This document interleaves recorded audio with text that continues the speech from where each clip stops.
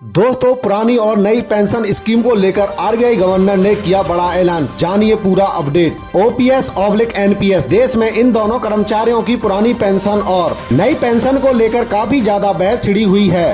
हाल ही में RBI governor ने पुरानी पेंशन योजना को लेकर बड़ा ऐलान किया है। चलिए जानते हैं खबर को विस्तार से। भारतीय रिजर्व बैंक के अधिकारियों ने नई और पुरानी योजना को लेकर एक बड़ा लेख लिखा है, जिसमें कहा गया है कि पुरानी पेंशन योजना के मामले में कुल वित्तीय बोझ नई पेंशन योजना एनपीएस का 4.5 गुना तक हो सकता है। इस लेख में कहा गया है कि पुरानी पेंशन योजना को फिर से लागू करना हमारे लिए देश को पीछे की ओर ले जाने वाला कदम साबित हो सकता है। रिजर्व बैंक की इस स्टडी में कहा गया है कि ऐसा करने वाले राज्यों की वित्तीय हालात मीडिया से लॉन्ग टर्म की अवधि में स्थिर हो सकती है।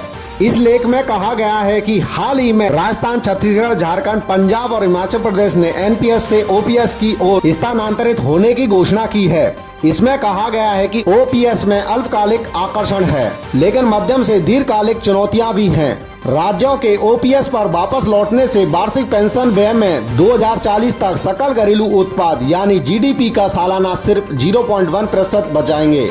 वहीं उसके बाद उन्हें वार्षिक जीडीपी के 0.5% के बराबर पेंशन पर अधिक खर्च करना होगा।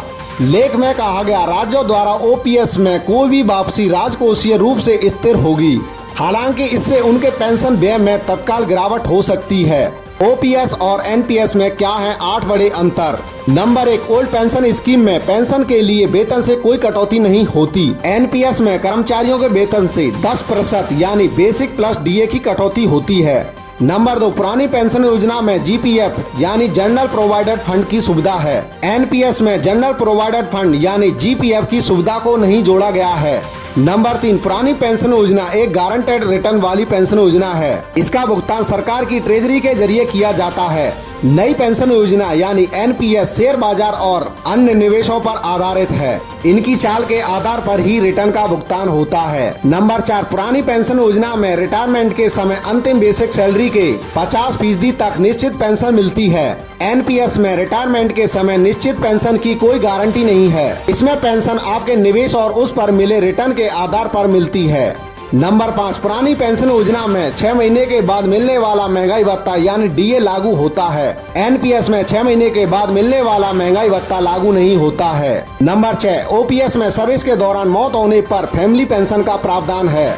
एनपीएस में सर्विस के दौरान मौत होने पर फैमिली पेंशन मिलती है, लेकिन योजना में जमा पैसे सरकार जब्त कर लेती है। नंबर 7, ओपीएस में रिटायरमेंट के समय पेंशन प्राप्ति के लिए जीपीएफ से कोई निवेश नहीं करना पड़ता है। एनपीएस में रिटायरमेंटी पर पेंशन प्राप्ति के लिए एनपीएस फंड से 40% पैसा इन्वेस्ट करना होता है। नंबर 8, ओपीएस में 40% पेंशन कम्यूटेशन का प्रावधान है।